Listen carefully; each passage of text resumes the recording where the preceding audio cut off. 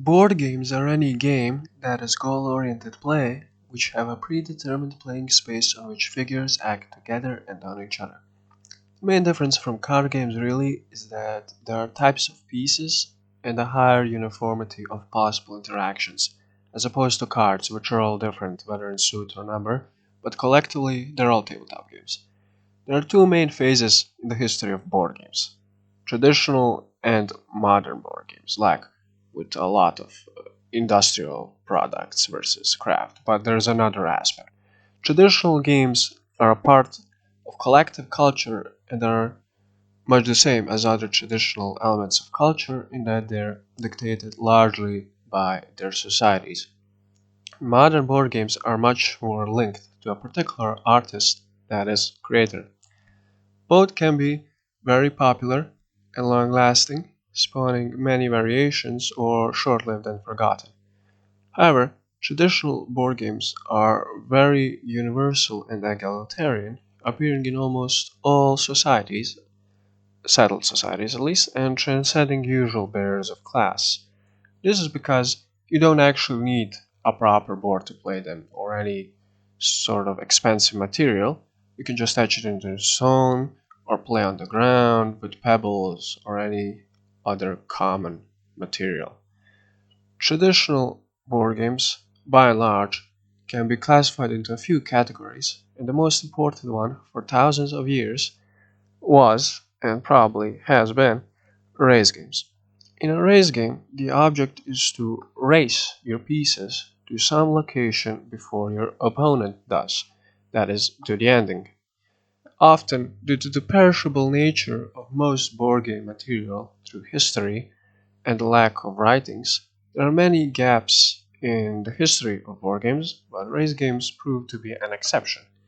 This is due to the particular character of the civilization of the ancient Near East, where they originated, leading to higher than average architectural finds and due to some crucial writings. Therefore, board games are probably as old as sedentary living, at least, if we can extrapolate. Anyway, this video deals with the sort of traditional race games, which end with the more traditional period of table games in the medieval ages in Europe, I'd say, due to their popularity in courts and the first expansive works on board games, which I may make a video in the future, but it does not really fit into the current format. I will not deal with all aspects of their history, as the main point of this video is to showcase their evolution and chronology in the form of this timeline, uh, particularly to tie all of these really classical games together, so you can see over time how it changed and to see its lineage. And there is much other material, both online and offline, dealing with those elements. So, you know, but this I think shows the potentially uninterrupted millennia-long descent from the first known games to games like backgammon more clearly. So this is most visible in the nearest Europe. India also has a rich tradition of race games. However, due to their favorite material being cloth, they easily perish, so there is much less evidence for what I aim to do, and I just uh, put down some type games. I also included Yutenori as another type of race game that's very ancient, and Patali with its former cultural significance, but also because it's very ancient, that we know with uh, quite high likelihood. You are free to use this image as you wish, by the way, and make suggestions and corrections to it in the comments. I'm not an expert on this topic. So, race games, as I have said, are the oldest board games we have historical evidence of. That is, they're some 3,000 years old in that sense, and through almost inevitably obvious and immediate extrapolation from drawings that feature similar pieces and boards. So visually, archaeologically, in that sense, iconographically, they're some 5,000 years old.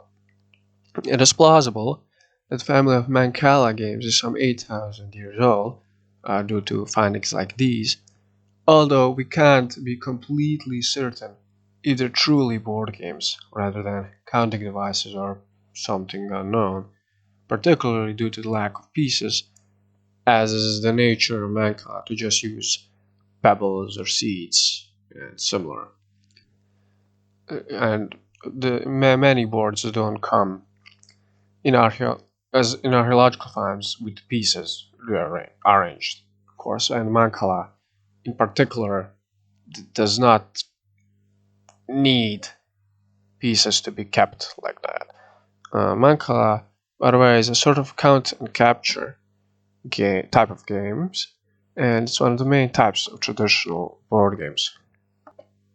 But the oldest certain board games that we know of are Senet and Mehen, and they both originate from ancient Egypt and the ancient Near East, which is taken to be the birthplace of board games. I'll read this timeline, basically left to right, top to bottom. The emblems signify the origins of the games, and the dates with a line before them determine how long the game had been played. So, on to Senet. Its very old age of potentially 3500 BC is attested by mural paintings rather than rule sets, which you will find as a tricky area of research for some of these. We all know these rules partially and not from actual rule sets, which were rare in the era. So we mostly know rather reconstruct the rules from writings we don't have the game as the main topic, with one notable exception. However, an important aspect at this point in ancient Near East is that dice weren't commonly used for games, but rather for throwing sticks, with the basic meaning being that one side gave a 0 and the other gave a 1 to the number of pips you may move your pieces, although for different games, and we see that later on through history and in contemporary games, different combinations of these side up versus side down uh, results could give different modifiers to the actual number that you may move. In the beginning, Senet was more profane, but by the second millennium BC, especially the middle of it, when we also find the first boards, it really gained in religious significance when it was used, thought to be a way to communicate with the dead almost. Um, through in the Egyptian underworld, hieroglyphs got added to its sides and religious marks appeared on the board in the form of hieroglyphs. This happens starting in 1600 BC. And and a particular variation is that the board orientation changed during that time. Usually, play started on the top left of the board and ended with the decorated squares on the bottom right. But during the Middle Kingdom, it was reversed actually. The last Egyptian board of Senet found was sketched on the roof of a hypostyle hall at the Temple of Hathor at Dendera and dates from the 1st century AD, after which Senet vanishes from the archaeological record. And so the reconstruction its rules that we use, and we know most of these rules with some certainty. These are made by Timothy Candle, and I will be showing my terrible gameplay for visuals as I read them. So Senet is played on a board which consists of 3 rows of 10 squares. You may call them houses if you like. And each player starts with 5 pawns alternatively placed in the first row. So you played with 4 sticks, as I mentioned, and you can get anything from a 1 to 5 during your roll. In each turn, you may move only 1 pawn, and they are moved from their starting position to the end, and then they're born off. And it's moved in a sort of S shape. So you uh, first go clockwise, then anti-clockwise. Pawns can jump over other pawns. You may not have multiple figures in a square. You or either your opponent's or your own.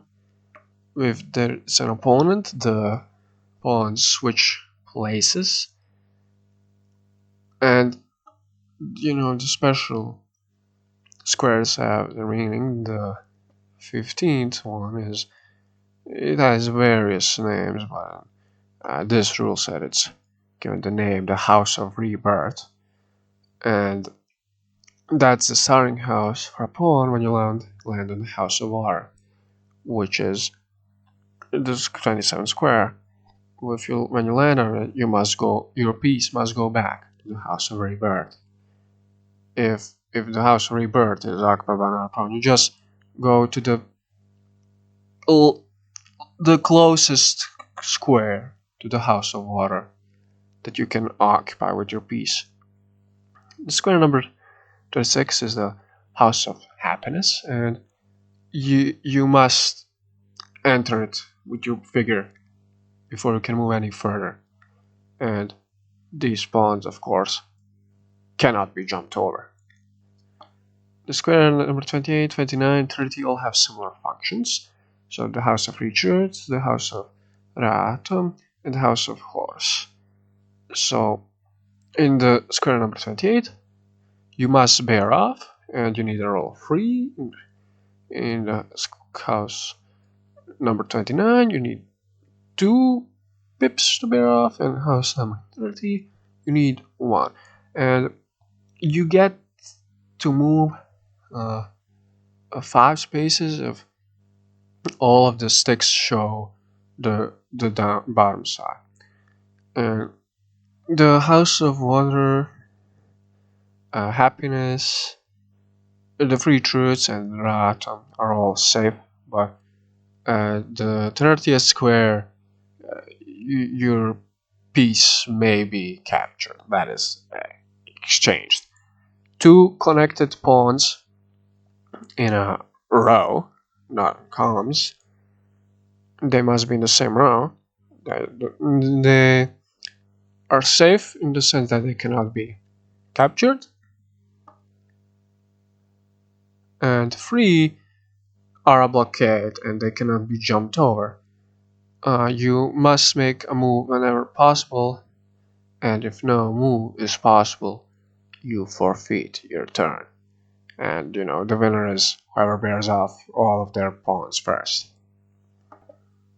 The royal game of Ur, called that as it was originally found by Woolley in Tomb of a Royal, and it was very luxurious, which is the most famous image of the game, but it's better known in a more generic sense as the game of 20 squares. It's quite younger, however, unlike Senet, it was massively popular across the Bronze to Iron Age world of the Middle East, Cyprus, and even made it to India.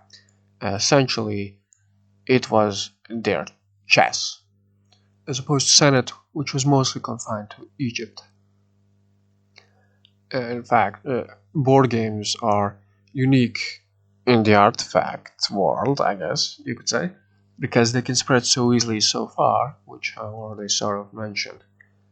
A fascinating story is that it was still played by Jews in Kochi, India, in its variant with four less off-path squares, which we'll get to, until the 1950s, which they called Asha, although they played with 12 pieces opposed to 7. So it lasted a really long time in this isolated community. We know much more about it because of a pretty complete rule set of it, dated 177 BC. It's this, at which point it was used for wagers and betting and also divination again. Um, you will notice, especially in later history, which I do not cover here, that betting and race games go together very well. There were many variants in its design. The one with a long main path and only 4 off-path squares was the most popular, not the more famous image of the sort of lever. Interestingly enough, despite it being presented as the archetype of it, but there were other different numbers of squares. Another popular variant in Egypt actually had 8 squares of the main path, perhaps due to having more stones, I don't know, and some had more of these rosette markings, which are a symbol of Inanna, which are the most common additions. Of course, this middle mark, which, if you just look at the original board, logically you only have one rosette there for the ending, but so this is kind of an addition, which is a symbol of Inanna or Ishtar, a goddess of war and fertility. But some boards don't have these marks at all, because it was well known by whoever made and played there, so there was no need to mention it or something else. It was especially popular in Egypt, where had boards with Senate on one side and 20 squares on the other. This reconstruction is by Irving Finkel, which is famous even in the terminally online world because he made that video with Scott where he plays Roll Game of War with him. You will notice that it's a pretty simple game, but very dynamic, which I guess I don't know if that's to be expected of a board game made in 2500 BC to 2000 BC, because I don't know. We don't exactly know much about the prehistory of board games, except for, well, these few examples, right? So there is no beginning setup. You start off the board, which is common. Some games, racing games later on, but not ours. Players take turns rolling the dice and they move the pieces. So the die are not really die, you know, but they're similar. They have they're like pebbles. They're basically pebbles. They have one mark corners and 4 mark corners and 4 are not marked. So it's kind of in between. So you throw them, and if you have them marked white side up, that adds 1. That's 1 pip. That adds 1 to your roll. And if you don't get anything, you just forfeit. You win if you bear off all your pieces first. The players move along the paths where they enter from the rightmost square of this 4 off square path of these 4 off square paths. Then they proceed to the left, and they meet in the middle and go their own ways on these 2 off square paths. 1 square can only hold 1 piece. If you land on opponent's piece, they're knocked off back to their starting position. If you land on the stars or rosettes, you get an extra roll and you're protected. So in this area, that only comes into play when you're in the in this one. You only have one rosette. In this, but in later variants, there's more protection.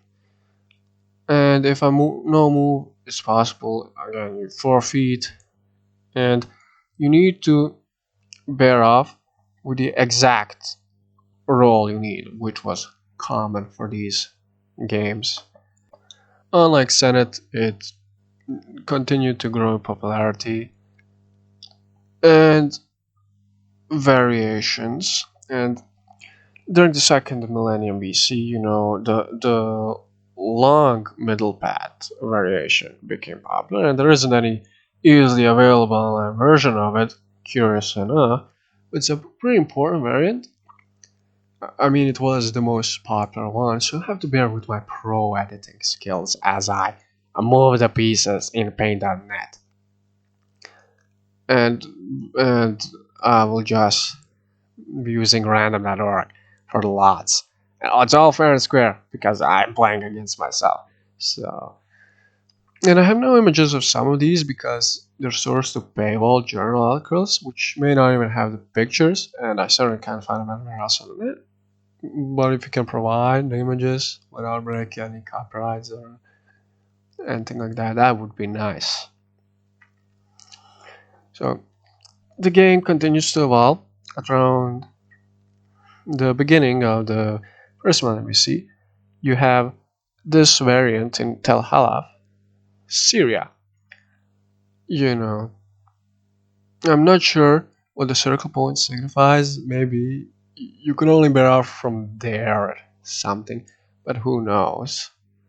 Right? And you will notice that some of these variants in the first millennium BC have these uh, sort of almost branching path. Are like around 700 BC at the palace of the Assyrian Sargon II. You also have the regular long lamp, but then you have this almost ramp, and it's an etched in graffiti version of the game. So that's the reason why it survived, and we know its age, even though you can't date etched things because it was his palace, so it was popular among everyone. And I've accentuated the ramp, and I don't know what the purpose is. I don't know what it means, but you have it. You have another uh, sort of version which is like a shorter RAM as well. And these drawings on the uh, boards weren't a rarity. Maybe it was in the light of uh, Senet and Hounds and Jackals, aka the game of 58 holes, that they start being really richly decorated. For example, have this beautiful set from Ankami, Cyprus, dated to the 12th century BC. Anyway, games from the Near East, as I have just mentioned now, and multiple other times, did spread to Cyprus and most likely then to Greece. Even Plato says that the Greeks learned of board games from the ancient Egyptians. However, there is a sort of silence in the archaeological record, known as the Greek Dark Ages, of course. So we don't know exactly how this transition happened. Certainly, the Greeks and Romans wrote uh, much less on their games, and the one book we have on the ancient Greek games was mostly lost. That was written. So yeah, that is often a problem. The study of history, but they classify their games as peteas and kubes. Kubes are just any dice games. Well, not dice games, but they use dice. So one of them is Grammai. or Pentagram Eye, which are both modern names. We know it's from Pollux's writing in his Onomasticon, where he mentions that it has 5 parallel lines, in the middle of which there is a sacred line, but we know it was not the only variant from some other finds. And apparently you could move a piece away from it. In fact, this was a proverb to move away from the sacred line, meaning probably to be courageous or something like that. But no one really knows the rules aside from this, except that the number of lines likely corresponded to the number of pieces you play with it, but uh, that's sort of it. It disappears from the record by the second century. And and it kind of looks similar to some counting boards in ancient Greece. So I don't know if there's a relation, but yeah. You can often tell them apart. Just so it's clear. And it's probably related to Ludus Duodecim Scriptorum, or the or Duodecim Scripta, which is a Roman game, right? And it probably refers to the 3 rows of 12 lines. No one knows anything about it, except that it was mentioned by Ovid in Ars Armatoria, for example, but we do have some tables of it that we uncovered. And personally, I think the rosettes may have some meaning. Maybe they're related to, the sacred line from Grammai. But no one can know.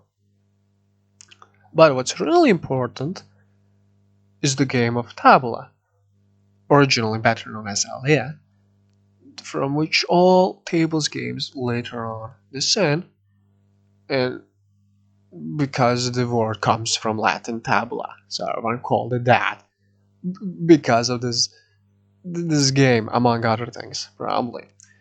And it's we suspect it's related to the scriptorum, and the key innovation here seems to be the ability to stack your men, which, as far as I've seen, is not a feature in any of the earlier race board games that we know the original data of at least relatively well, as you'll see with the rest of this timeline. And it's incredible how much we know it based on a 6th century epigram about Emperor Zeno's battle. So that really shows you that content is important, even though we do not have a lot of text about it. And the rules from this battle were reconstructed in the 19th century because the epigram tells us the positions and the roles. It was played with 3 dice, so that uh, Zeno had to expose his men to by that way, because it was a very lucky roll. So we know the mechanics, and it's plays similar to modern backgammon, particularly to the Persian art. The difference is that all the checkers most likely start off the board. It certainly didn't have a layout, and 3 dice were used instead of 2, like I said, and players entered the same part of the table and moved counterclockwise. However, a few things are unknown, like whether hit pieces had to be immediately re-entered. So, for example, based on earlier board games, you would think that no, they don't need to be, but again, this is the originator of tables games, so maybe they had to be. And we also didn't know whether all pieces had to be gathered in the 4th quadrant before you could bear them off. And due to both aspects, as I said, later tables games and the earlier board games at that time, we don't really know. Again, what would help is if we somehow uncovered a manuscript detailing some of the rules or some transitional games, but as it stands, no. So Nard is an important board game that is related and already uses 2 dice, and Nardshire has an opening layout which definitely influenced European table games which originated in the 12th century AD. Actually, we know that because tabula and nard were played at the same time, and with the Moors invasions and in the sort of Holy Land during the Crusades, they really had their cross fertilization and gave a boom to many variations of European table games, which would eventually lead to modern day backgammon, starting all in France, probably 12th century BC. The Greek and Near Eastern variants of tavla, tavli, however you call it, there are many names, of course, but they are all originated from tabla. They're all related as well. And it's one of the games that are still played today that made over to China and the rest of Asia in the 7th to 8th century AD. It's interesting to me how these games that still exist in China and the rest of East Asia, which are imported, were often imported in that period, like chess. But you did have many other games in China from earlier on, and that did not survive. And then it went to Southeast Asia. Like like I said, I might make a video exploring all these tables variants eventually, but it would have to be its own format, so I'm not covering it any further. So the game of 58 squares, or holes, or more memorably, hounds and jackals, but also the monkey race, shield game, and palm tree game, as you will soon see why, was a more successful ancient Egyptian game than Senet, as it was also widespread in the ancient Near East, although not quite as extensive as the 20 squares game, which made it even to India, for example, or like hounds and jackals. It's assumed, according to, it was kind of like snakes and ladders. There are some notable versions of it that appear in the record, but as we don't really know any rules, for certain it's unclear how they all connect to each other. I will say though that I find these extravagant hounds and jackals designs out of these ancient board games to be the prettiest. They really look good, and with these palms, now you see why it's called the palm game, for example, sometimes. The pole at the top was often surrounded by Shen in ancient Egypt, which signified eternity and protection, and some holes were marked with a nefer, which is a sign for good, presumably because they were good holes. And this game, interestingly, lasted much longer in Mesopotamia than in Egypt, where it disappears from the record in the 17th century BC. That's also when Senet develops in its more religious form and ritual, and and is a game that did not become very popular anywhere else, and even modern constructors sometimes comment how it's boring. Personally, I think that not every game ever made that has been popular is going to be the best thing ever, but this chronological relation between the disappearance of hounds and jackals and the development of cult significance of Senate is uh, maybe significant. I don't know. Haven't seen it mentioned yet. Probably due to my scrub levels of expertise, but alright. The following construction is mostly by Jack Buttermans, in which the good holes surrounded by Shen apparently don't do anything. I don't know why.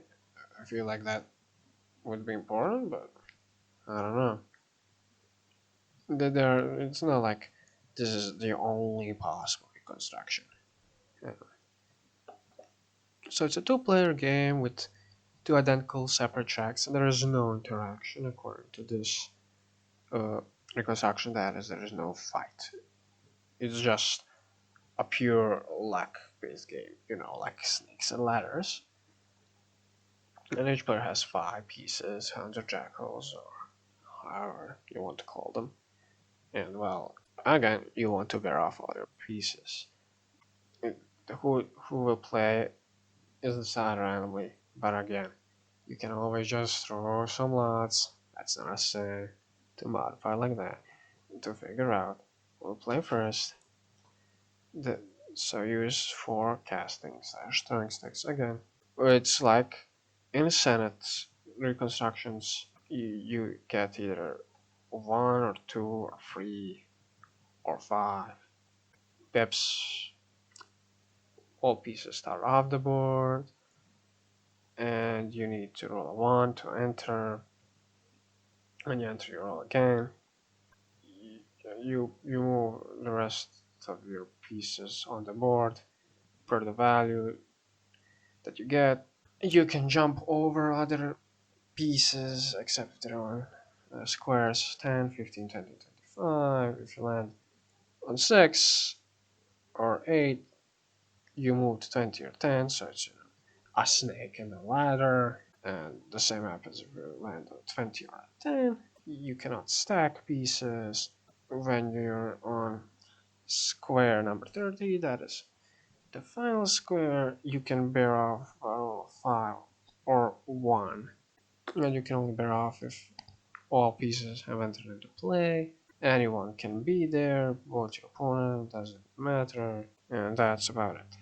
Next up is Mehen, which we do not know much about, other than its name deriving from the Egyptian god Mehen, and it's clearly some kind of a race game. It existed during the 3rd millennium BC up to 2300 BC in Egypt and seemingly longer in Cyprus actually. And that's it. However, it's speculated that it may have survived and became Lib el Merafib, or the hyena game or hyena chase, which was played thousands of years later into the 20th century in Sudan, which had been a part of the ancient Egyptian culture. Aside from that, the board layout is similar. You have, for example, the number of spaces varying a lot, which can be quite large, up to 100, which is similar to the hyena game, where you make a sort of spiral on the ground and a random number of spaces is determined, which scales with the number of players. So maybe that's why some of these boards of Mayhem are just continuous coils. And there are two strikingly different pieces that we have found in Mayhem: marbles, pebbles, or pounds, and lines, exactly like in the hyena game, except the line is symbolically a hyena, and when it's played by the more poor folk, it's not extravagant, but clearly you can see that they are different and they do play different roles. They're not just men. You'll see why. Um, However, you can't easily find this game online to play it either, so I'm afraid we'll have to use my editing skills again. So these are the rules of the game, which I will now proceed to read to you. Yes. So you have three sticks, and you have one green surface and a white surface. You throw them. A two green and one white stick that you get is a taba. Two white and one green is a yomen. Three white is a rabi, and three green is a seta.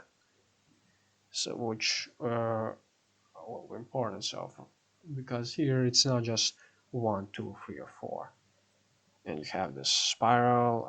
They mention that you make a random number of hollows. The middle hollow X is the well, which is one of your goals, and you start at 1, 2, 3, 4, which is the village, and you play with mothers actually.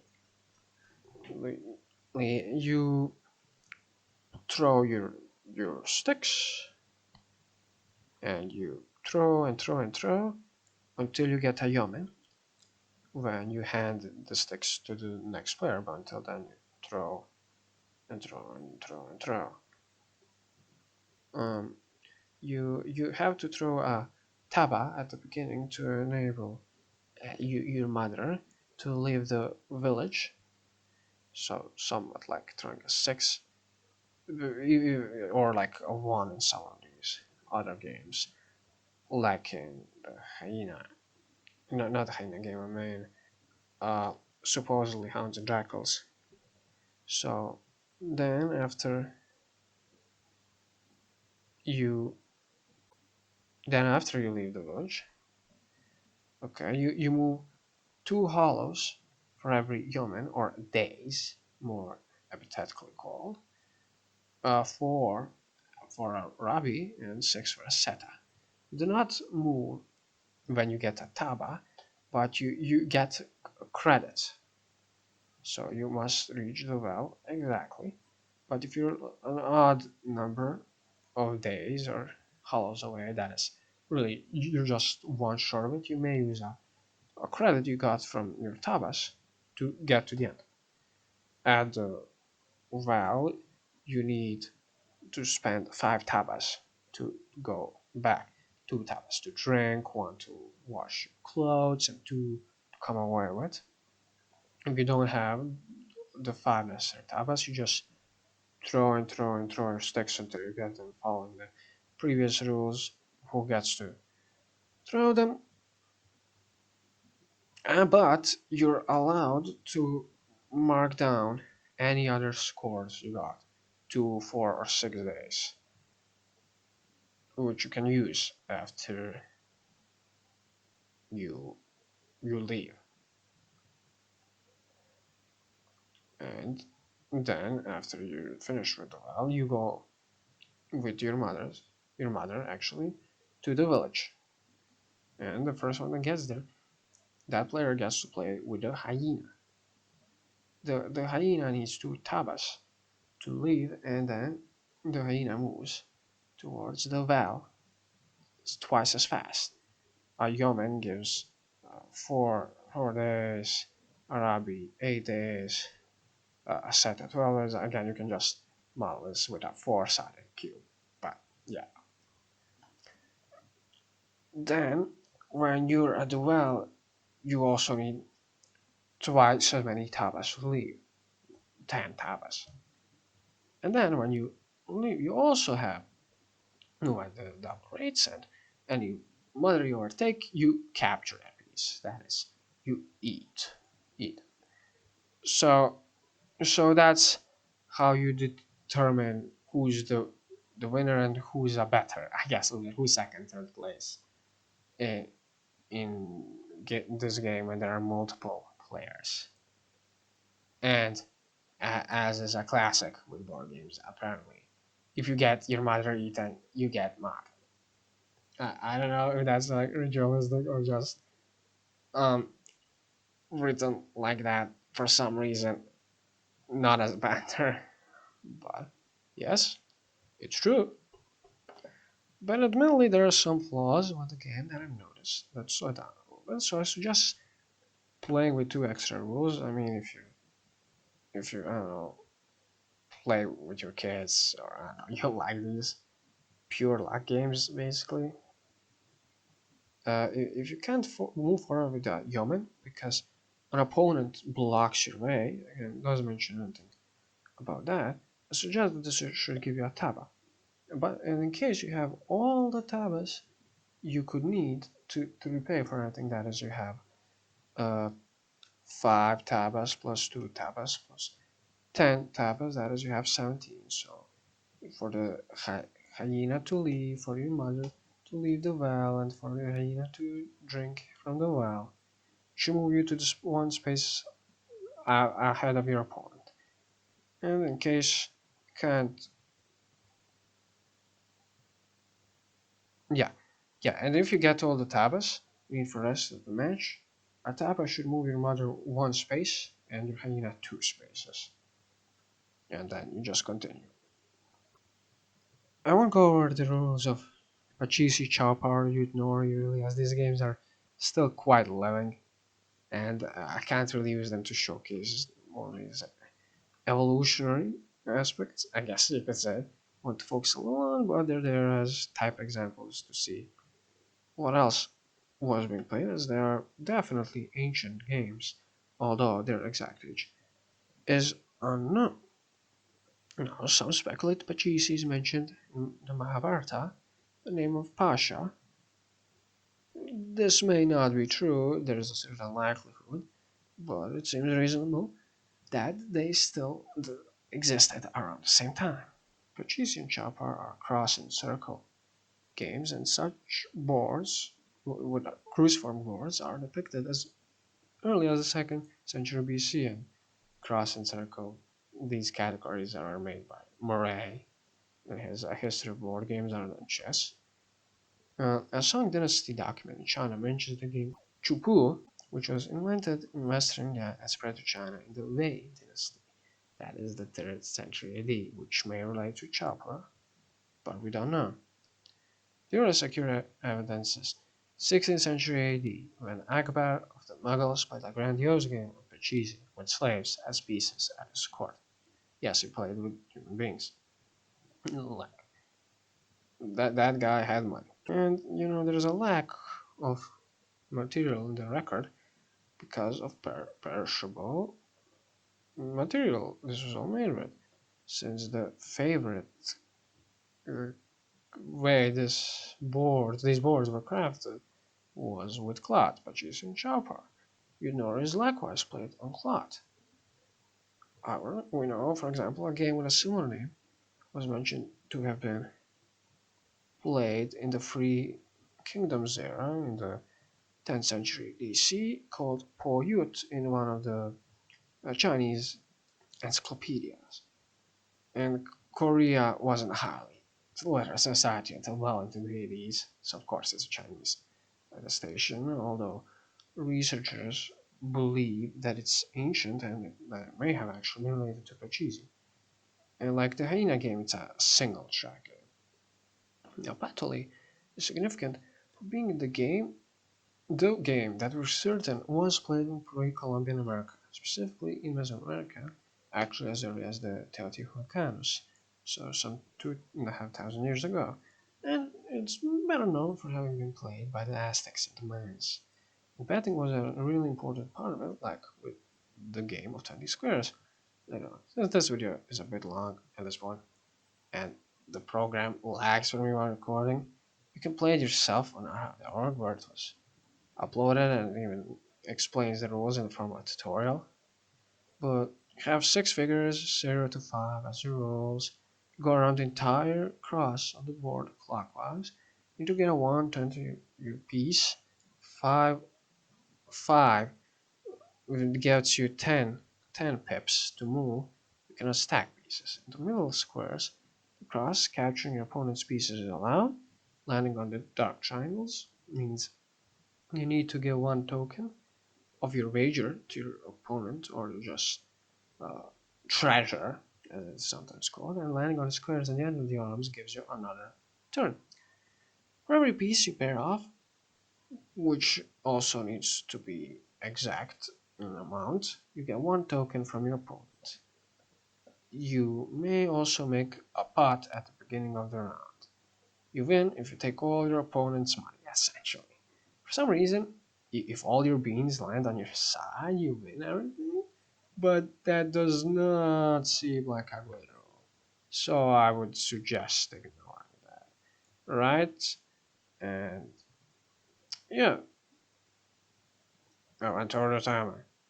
Um, uh, I will not say leave a like. That's cringe.